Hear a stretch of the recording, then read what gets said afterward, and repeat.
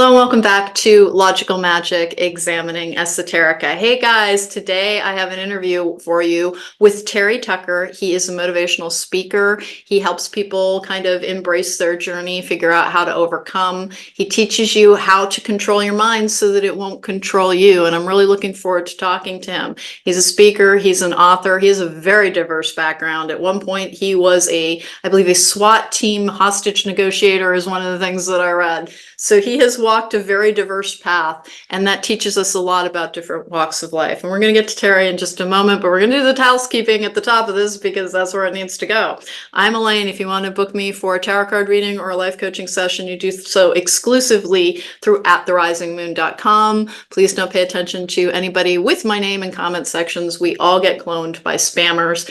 The only way to get to me is through my website. You can always find me here at Logical Magic Examining Esoterica. And I have a Patreon with Monday through Friday spiritual and healing guidance done via the tarot. They're usually about 10 to 15 minute videos.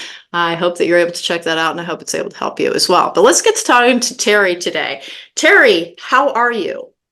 I am great, Alane. Thank you very much for having me on. I'm really looking forward to talking with you. Can you tell me a little bit about your work now? What drew you to it? And again, just looking through because you played basketball as well, I believe. I don't know anything about sports, spoiler. But I read something about, athleticism, and I think it's basketball that you're referred to. So can you tell me a little bit about your background, what you do now? Sure. It is basketball. You can't tell this from looking at me or from my voice, but I'm 6'8" tall and actually played basketball in college. I went to college on a basketball scholarship. When I graduated, I moved home to find a job. I'm really going to date myself now, long before the internet was available to help people find employment. Fortunately, I found that first job in the corporate headquarters of Wendy's International, the hamburger chain, in their marketing department. That was the good news. The bad news was that I lived with my parents for the next 3.5 years as I helped my mother care for my father and my grandmother, who were both dying of different forms of cancer. As I said, started out at Wendy's professionally, and then I went to work for the hospital that cared for my father and my grandmother. Then I made the major pivot in my life and became a police officer. And as you mentioned, one of the things that I did is I was a SWAT hostage negotiator. After that, I started a school security consulting business, coached girls high school basketball. But for the last 12 years now, I've been battling a rare form of cancer, a rare form of melanoma. And then I guess just finally, my wife and I have been married for 30 years. We have one child, a daughter, who's a graduate of the United States Air Force Academy and is an officer in the new branch of the military, the Space Force. Oh my goodness. Well, that's the stuff of legend indeed. That is a very diverse background, and I'm sorry for the long-term health struggle, but I think it is it is one of the things that connects people to purpose within life, to understand that this lifetime is a finite substance, and to do the most with it that you can, to have the best experience that you can. You are also a motivational speaker. Can you tell me a little bit about what you talk to people about, please? I do. I talk to people about, we used to always tell our daughter, play to your strengths. I talk about what I know. I talk about what I learned from being an athlete. I talk about what I learned from being a hostage negotiator. And I most recently talk about what I've learned through this 12-year journey through cancer. And it's not a talk where, hey, I've done this stuff, I've got all the answers. I don't have all the answers. I have some things that I have learned over these last 12 years, over my life, that I like to offer to people, with the understanding that, hey, if it works for you, by all means, take it, incorporate it in your life. But if it doesn't, that's okay. Find your own truths, find your own purpose in life, and go with that. I'm not saying I have all the answers. I mean, you're looking at me right now, there's no S on my chest. I do not have a cape and fly around with magical powers or anything like that. I'm just a human being that's learned some things along the way that I hope I can pass on to some other people. Well, one of the things that is common, a common thread in the idea of a life's purpose, is that the idea that we are here to aid, to serve others as well. And so you took your experience to find your path towards the service that you could offer to others. And something that you're saying is like a repeating note on this particular podcast and in everything that I do, which is that more than one thing can be true at once, and more than one healing modality may have answers for you. And that to keep looking, that like maybe you'll have 3 answers and somebody else will have 2 that will then help somebody put together the toolkit that they need to go forward on their path powerfully and purposefully in the most healed energy that they can possibly bring about within this lifetime. Talking a little bit about the idea of being a hostage negotiator, you have to have a very intricate and in-depth understanding of the psychology of why people do incredibly self-destructive things to be able to do that. How long did you do that? And it's a very interesting headspace to have to inhabit. What did you learn from it? I did it for 4.5 years. Excuse me. I was on the Cincinnati, Ohio Police Department. I was on their SWAT team. I learned a lot, especially how much I didn't know. I remember when we used to train doing scenario-based training. So we had a psychologist. We would read things. We were like, okay, let's set up this training. And then we would talk with the psychologist. Where we learned was in the debrief. You know, the psychologist might say to us, hey, did you ever think that person might be schizophrenic and off their medicine or something like that? And boy, that never entered my mind. Yeah. So, I mean, there was a constant learning curve. And one of the most interesting things that I learned is I was given a formula. We were all given a formula when we initially started, and it had to do with how we communicate with each other. And this formula is generic with pretty much anybody. It's not just with police officers or hostage negotiators. It's with you and I. It's with your audience and things like that. And the formula was 7-38-55. So 7% of how we communicate with each other are the words that we use. And think about your life. How many times you've agonized, did I say the right thing? Oh my gosh, did I say something wrong or things like that? That's only 7% of how you communicate with each other or your words. 38% is the tone of voice that you use with those words. And then 55% of how we communicate a message is our body language and our facial expressions. So as negotiators, we were not with the person who had a gun and had barricaded themselves in a room. So we didn't have the luxury of that 55%. We didn't, if I said something and the person kind of rolled their eyes and was like, oh, what an idiot. I can't believe he said that to me. I didn't have that luxury. And there were a lot of times where we would get on scene where we had no idea why we were there, what precipitated this and things like that. So the overarching theme of what we did was trust. We were trying to get an individual who was more than likely having the worst day of their life to trust us when, 1, we had no idea why we were there, and 2, we had never met this person.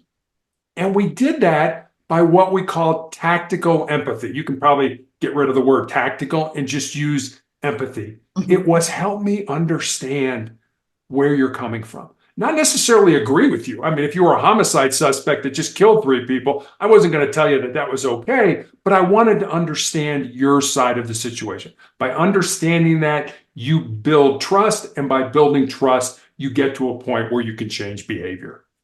One of the things that you're referring to is actually the concept of ego death, where you gain a greater perspective outside of self to understand why somebody else is engaging in the behaviors that because almost nothing that people do is actually about us. It's about what's going on within their world. And when you're talking about the formula of 7-38-55, just like anybody who knows me knows that I use 500 words where 50 would do, but that it's part of how I communicate. And that I am very reliant on my tone because I'm so direct. If you see a transcript of what I've said and then listen to what I've said in comparison, it can feel very different indeed because of, the idea of inclusion and warmth and human connection that comes. We communicate not merely with words. And we are all trying to achieve something in every interaction that we have with ourselves and with others. And so that makes a lot of sense to me. What did you find that was beneficial that you've been teaching others that you can share here? Several things. The importance of our voice. That was something that was kind of I tend to talk fast and I talk a lot. And that's not necessarily a good thing when you're a negotiator. You need to control your voice. One of the things they used to talk to us about is use your curious voice. Always be curious. Always be what's going on here. And one of the things that we were taught was to stay away from why questions, because why questions sound accusatory. Well, Alane, why did you do that? Oh, wait a minute. Is he saying that I shouldn't have done that? Is there something wrong here? I can get the same information by saying, well, what got us to this point, Alane? So, same information, just a softer question. One of the other things we did, and I mean, we were the police and your house was surrounded by the police. We would never say, hey, Alane, I'm Sergeant Tucker. It would be, I'm Terry. It would try to humanize what was going on here. This isn't, we want to kick your door down and shoot you. No, we want to get you out safely. So we humanized everything we possibly could do. We never lied to people. People would say to us, hey, I'll come out, but you got to promise me I'm not going to go to jail. And we would have to say, well, I'm sorry. When you do come out, you are going to go to jail. But then we would try to deflect the conversation to something more palatable, more easier for them to digest. So that was another big thing. Parroting was something we used where we would let the person talk, and then we would parrot or mirror back to them either the most important words they said or the last three words they said using a curious voice.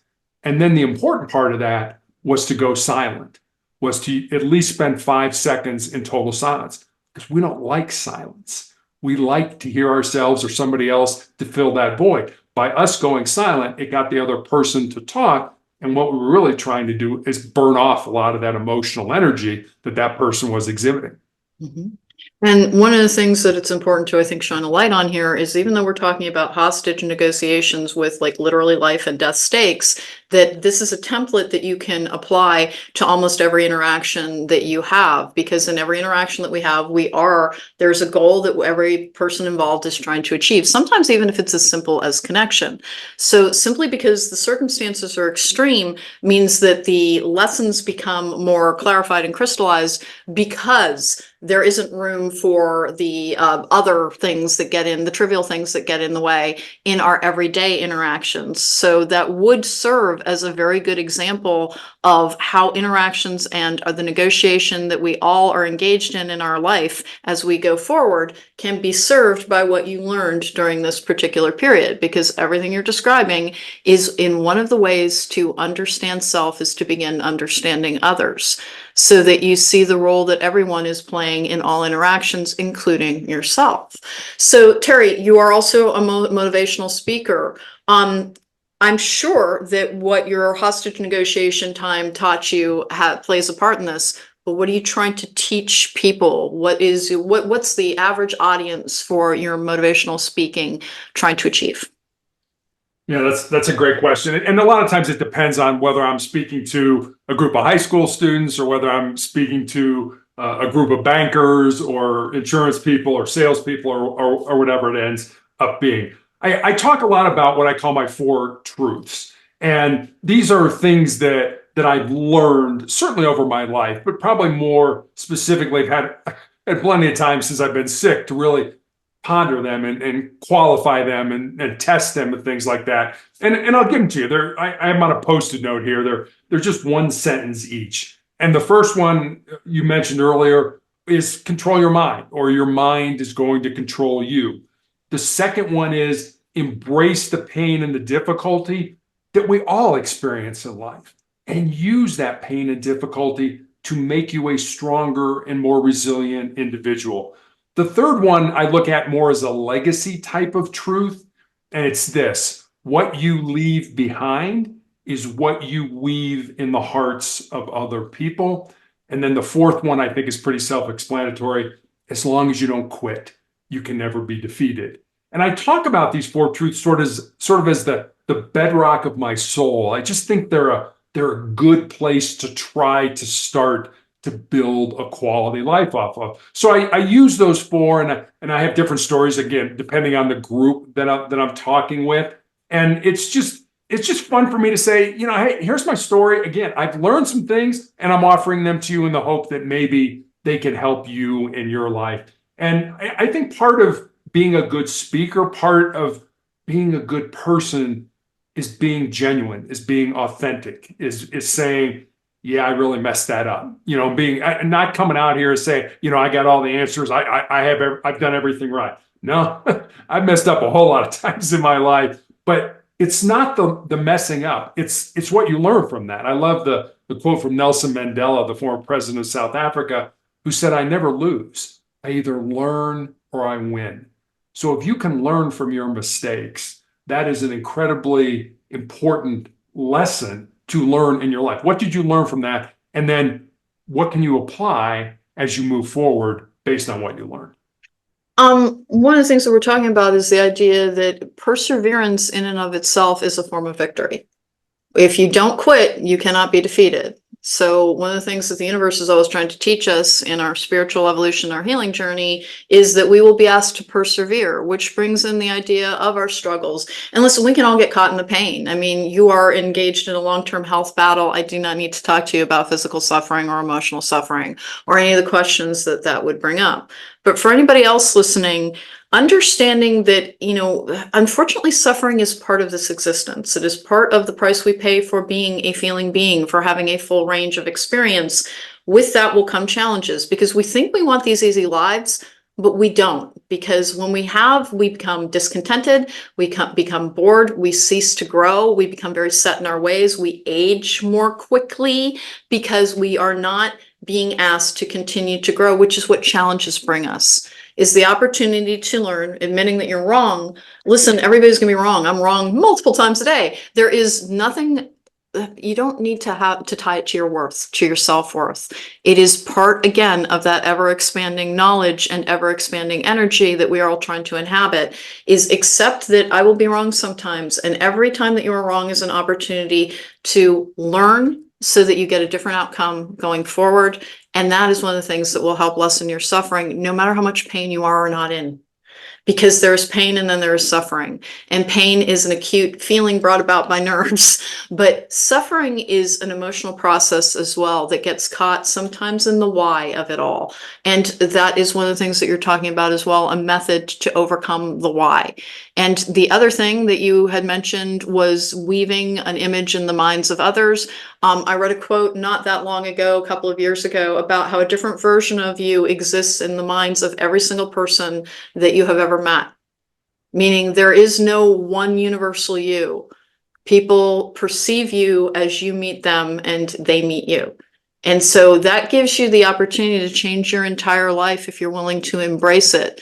Because everything in the past is memory, but going forward, you have tremendous control over it if you learn how to control your mind. And hey, let's talk about exactly what that's about. Because learn to control your mind so it doesn't control you. What does that mean to you? And what are you teaching people with it?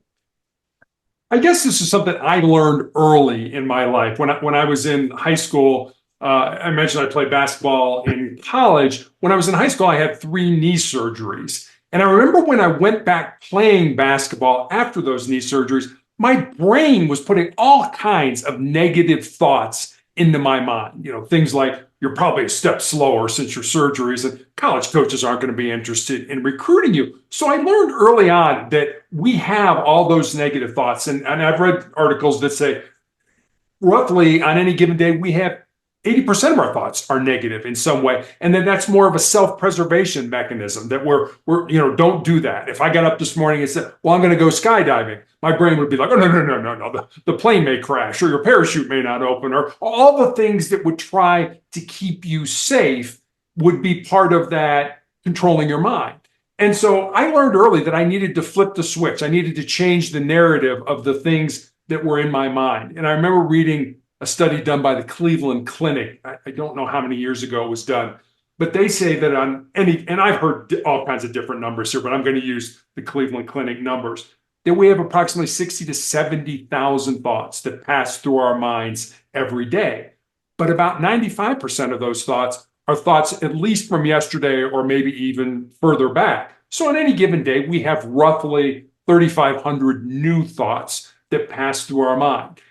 Our brains operate at a speed of about 1,000 words a minute and generate enough energy to power a 25-watt light bulb. Given all those thoughts, your mind can still hold only one thought at a time. Why would you want to make that a negative thought?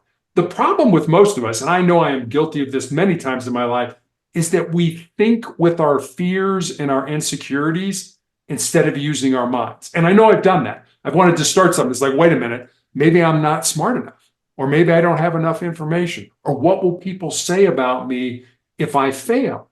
That's thinking with our fears and our insecurities. And whenever I talk to especially young people, I always tell them, if there's something in your heart, something in your soul that you believe you're supposed to do, but it scares you, go ahead and do it. Because at the end of your life, the things you're going to regret are not going to be the things you did. They're going to be those things you didn't do. And by then it's going to be too late to go back and do them. And I'll end this with one more story. When I was in college, I went to a military college in South Carolina called the Citadel. And when I was there, we had a president by the name of James Stockdale. He'd been an admiral in the Navy, and he had been shot down during the Vietnam War and spent 8 years as a prisoner of war in the infamous Hanoi Hilton prisoner of war camp. And I didn't spend a lot of time around him. He was the president of the college. I was just a cadet. But I remember being at a gathering where somebody asked him, who were the people that survived all that ugliness and brutality? And he said, well, let me tell you who didn't survive. He said, the people who thought they were big and strong and tough, he said, those people didn't survive. And the other group that he said didn't survive, and this kind of surprised me, he said, were the optimists. He said, these were people that thought that they would be rescued or let go by Thanksgiving or Christmas or Easter. And he said, Thanksgiving and Christmas and Easter would come and go, and they wouldn't be rescued. And he said, those people died of a broken heart. He said, the people who survived were the people who understood what they could control, which according to Stockdale was basically the breathing in their lungs and the thoughts in their mind, and controlled it. He said everything else was at the discretion of the enemy. And I think that's where we get in trouble. I think we kind of, get out over our skis by thinking, I can control all this stuff. You really can't. There's very little that you have actual physical control over doing. And that's one thing I would recommend to people. If you're contemplating or you got a problem, write it down. Write down all the things that scare you, that you're worried about, and then cross out all the things that you have no control over.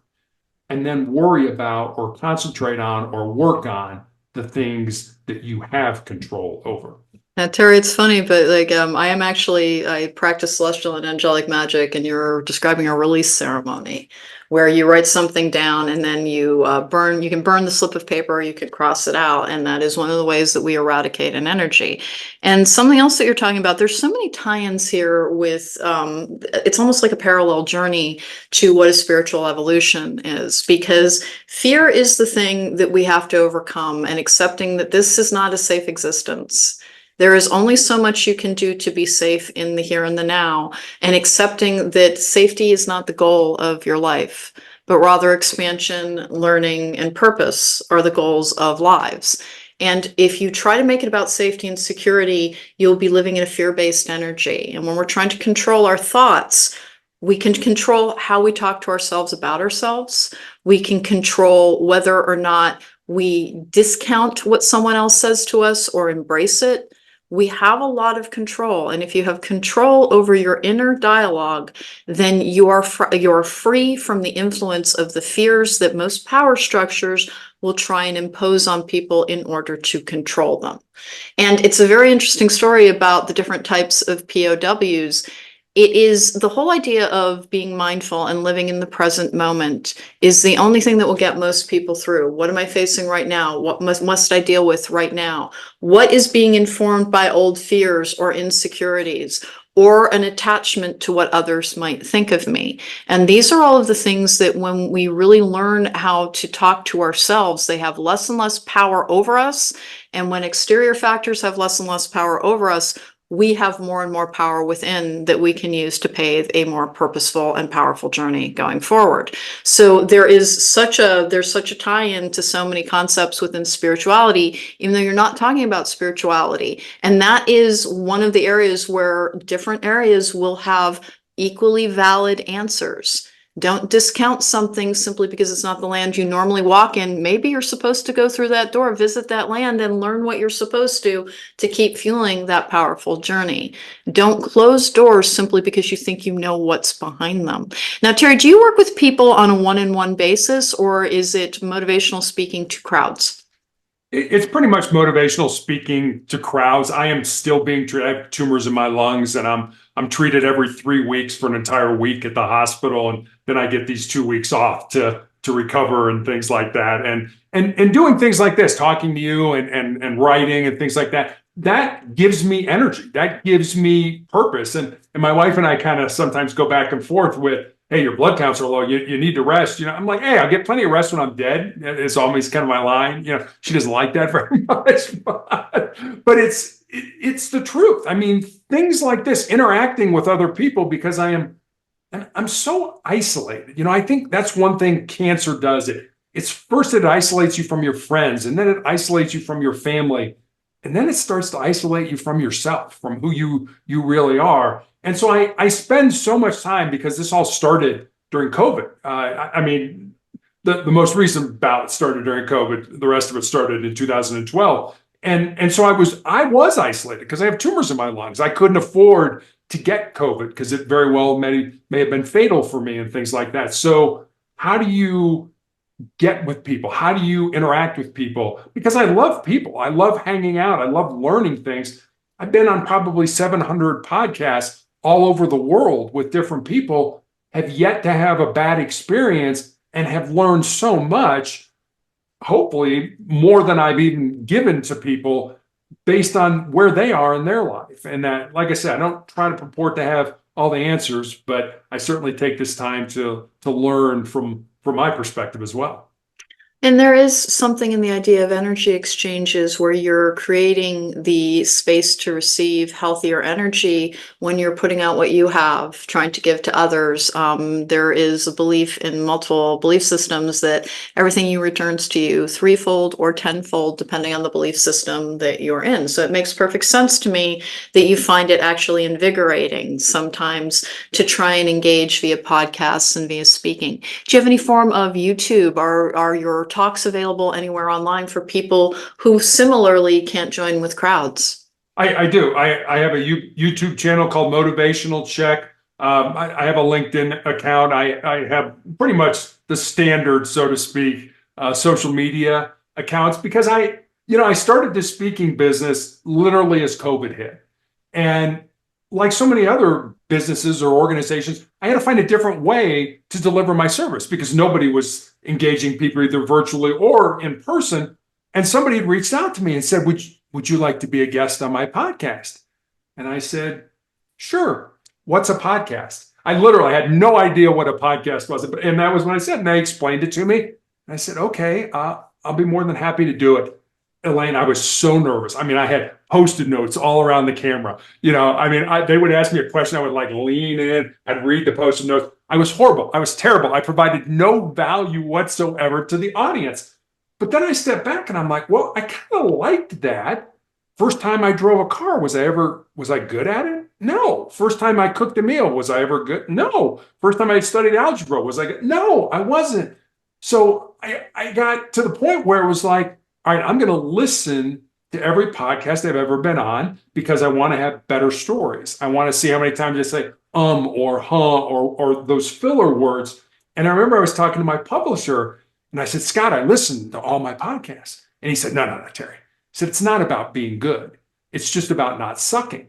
And I said, well, thanks for the title of my next book. Just don't suck. Not really. That's not what it's going to be. But I said, no, that's not what I want it to be about. I want it to be about the host feeling this was time well spent and the audience feeling that they got value from the discussion that we had. And that's what I've been trying to do for the last 700 podcasts. Well, and you're also kind of pointing to something that every single person needs to learn, which is if you will only try to do things that you're absolutely certain that you will be good at, then you won't be doing very much because you will have perfectionism as your standard as a beginner. And everyone needs to gain an expertise and expansion of knowledge and their ability. And so it's an ever growing thing. Everything that you do is a seed. And you have to water it, tend it, and let it bear fruit over the course of time. But if you think that I only want to do this if I'm going to have the apple tree complete with ripe apples on it, you're not going to get there very easily. So you have to give yourself permission to have a learning curve, to do things in a fashion that other people might judge as not being very good. On my very first YouTube video, I had done all this research, and the thing that I encountered over and over again was people saying, be prepared, you're gonna go back, you're gonna look at the first things that you did, and you're gonna cringe at how bad you were. And so I actually covered that in the first YouTube video, and I was like, hopefully I'll laugh, you'll laugh, we'll all laugh together. And in fact, and indeed, I can go back and look at that, and I'm like, oh my God. Wait, like, honest to goodness, even though I'm never a stiff person, I come as close to being stiff there as I ever have before. And I didn't make eye contact with the camera and all kinds of stuff, but I got better at it. And that is, if you want your life to have more in it, if you want your experiences to bring you more happiness, more adventure, more faith in yourself and even in others, then you have to let yourself do things at which there is room to grow and room to improve, and to view your whole life like that. Yeah, And there's. I'm sorry. go ahead, please. No, I was going to say that there's sort of the rule of 100 that says that if you're going to start something, if you're going to do something, do it 100 times before you quit it. Do it. There's a YouTube influencer. His name's Mr. Beast. I can't remember what his actual name is, but he talks about. He said people would come to me and say, "Hey, will you help me with my YouTube videos?" And he said, what I always told him was, do 100 videos and then come back to me. Mm-hmm. And if you do 100 videos, I'll help you after that. And he said, what usually happened was 98% of the people never did the 100 videos, and the 2% that did learned along the way and didn't need my help. Mm-hmm. So it's that rule of 100. Do it 100 times before you're willing to quit. Make mistakes, look like a fool, be an idiot. And that's one thing I recommend. How do you control your mind? How do you callous your mind? Do one thing. I do this every day of my life. Do one thing every day that scares you, that makes you nervous, that makes you uncomfortable, that's potentially embarrassing. It doesn't have to be a big thing. But if you do those small things every day, when the big disasters in life hit us, and they hit all of us, we lose somebody who's close to us, we get let go from our job, we find out we have a chronic or a terminal illness, you will be so much more resilient to handle those things than the people who never do anything in that regard. And you'll find that like things that used to take you out barely cause a blip on your own screen. What we're kind of talking about is the idea that if you approach yourself as a lifelong student, embracing the idea that I'm constantly learning, you will have more vitality, you will have more enjoyment. You will actually find it much easier to like yourself and speak to yourself kindly, which goes into how do we control our mind so it doesn't control us, is if you give yourself permission to be able to start at something as a novice and then become a beginner and then become an intermediate person. And it may be expertise is the goal and maybe it isn't. I just experienced that with starting to undertake hiking as well, was that I'm very, very physically fit. So I kept getting myself into situations where I was like, this is actively dangerous. I do not know what I'm doing. How do I get up here? How am I getting down? I invented songs about down being worse than up because I would get so nervous going down because sincerely gravity was about to cause me to be a splat on the trail below. But that understanding that that's a normal part of it is that there are going to be points at which if somebody else is observing you, then they're not watching their own lane. So just stay in your lane, learn your stuff, and you'll have a much better experience with this entire life. The biggest mistake that we make as people is thinking that we're trying to arrive at a destination and stay there, to like dig in like a tick and not have anything change. Life is ever changing as we are ever changing. Our cells are constantly turning over. Sometimes cells don't do so well and they do develop things like cancer. And you have created for yourself a part of your life that is peripheral to that suffering. so that you always have something that is about embracing enthusiasm and positivity and helping others, that is also, I'm assuming, helping to alleviate your own struggle. Is that what you've been finding, Terry? It is. I use humor a lot, and a lot of it is self-deprecating kind of humor. I remember I had my foot amputated initially in 2018, and I'm going to say I was walking out of the hospital. That's a loose term of the word when you don't have a foot. But I was hobbling, I guess, out of the hospital. I had this contraption on my leg, and there was a woman near the entrance, and I remember she was staring just like, and I thought, is she staring at me? And I was looking around. There was nobody else there. And she was staring right at me. And I'm like, okay, I can't let this go. I got right up to her. I turned, I looked her right in the eye and I said, don't worry, it'll grow back. And I kept walking. And she got this look on her face like, will it? Is this guy like a salamander, where you cut off the tail? And I use humor all the time. I laugh at myself. I mean, the ugliness that I've been through, you have to laugh at it or you'll drive yourself crazy. So use humor. You know what? You're not that special. You're not that important. 100 years from now, nobody's even going to remember you were here. So have some fun along the way. You can do that even if your journey is very ugly. Have some fun. And that goes for how we approach mistakes or missteps in the past as well, is that to understand that, like, whereas you focus on it a great deal and it stands out in your memory and it has all this import, it is actually a rare set of circumstances that will have anybody else focusing on it very much. Meaning that, like, the stakes are much lower in most of the things that we fear than we believe them to be. And so why not take the risk and try? Because on the other side of risk is gain. And gain and expansion. And sometimes that can be about money and fame and success. But if it's also simply about a greater appreciation of your existence, the ability to find the point through the pain, to be able to find that there is a reason to keep going and to embrace your life as an ever expanding journey, then it's worth it. It's worth it to end up looking like an idiot on the side of a mountain singing a stupid song trying to get my butt down to the bottom in one piece. And when you were saying that the woman was staring at you intently, in the back of my mind, it's like, I wonder if it's because he's 6'8". Yeah, well, that might have been too. Yeah, exactly. Your focus was on the I don't have a foot, and right. You're 6'8", which every woman around knows to be like gigantic man. How on guard do I need to be? So Yeah. that's the other part is that, like, hey, there could have been more going on there. Your focus was on, I have recently lost part of myself. And so, of course, that was defining your reality. But when you were talking, my first instinct was like, well, you're 6'8". So, like, yeah. You're absolutely right. Yeah. People stare. Yes, they do. What is your prognosis going forward? Do you know? Well, I've been trying to die for the last 12 years, literally. I mean, when I was diagnosed, they told me you'll be dead in 2 years, that we have nothing to offer you. And it's just been one thing after another. I've never been in remission. I'm on a clinical trial drug now. Very interesting. If you think about 12 years ago, they didn't have anything like this. The way cancer proliferates in the body is it secretes an enzyme, a protein that hides it from your own immune system.